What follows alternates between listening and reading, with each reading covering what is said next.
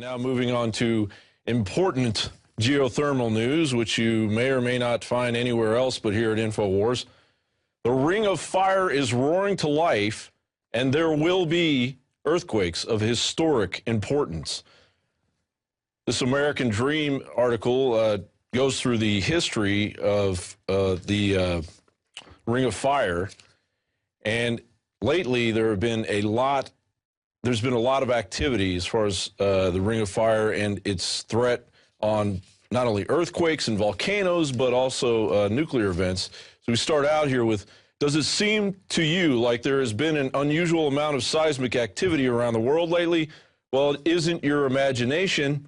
The Ring of Fire is roaring to life, and that is really bad news for the west coast of the United States. Approximately 90% of all earthquakes and approximately 75% of all volcanic eruptions occur along the Ring of Fire. It also goes on to say that on Wednesday, the most powerful strike-slip earthquake ever recorded happened along the Ring of Fire. As long as that happens outside of any area where people are living, that's fine. But once it moves into California or moves into Japan or any place along the Ring of Fire, let's take a look at that graphic again. It's gonna be a massive shift in life on Earth.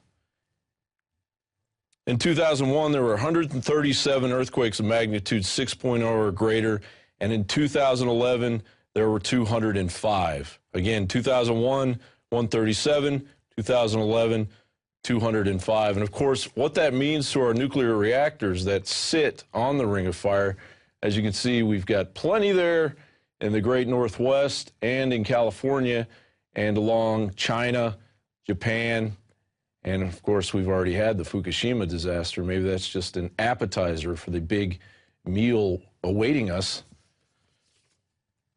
Again, that article, the American Dream article, the Ring of Fire is roaring to life, and there will be earthquakes of historic importance.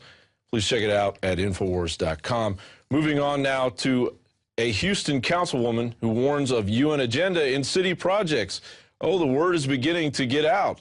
Activists and some politicians see Agenda 21 as a UN-led conspiracy to impose worldwide control on people, in part by denying private property rights through the implementation of sustainable growth or green initiatives by local and state governments. Just what we've been talking about here for the past week. And of course, it also goes on to say, this is the United States of America. We don't answer to anyone but the good old U.S. of A. Get that through your thick UN skull. It doesn't say that in here, but I just said that. Brown said during discussions of the garages, by this vote, we're giving $26 million to a non-American initiative and interest.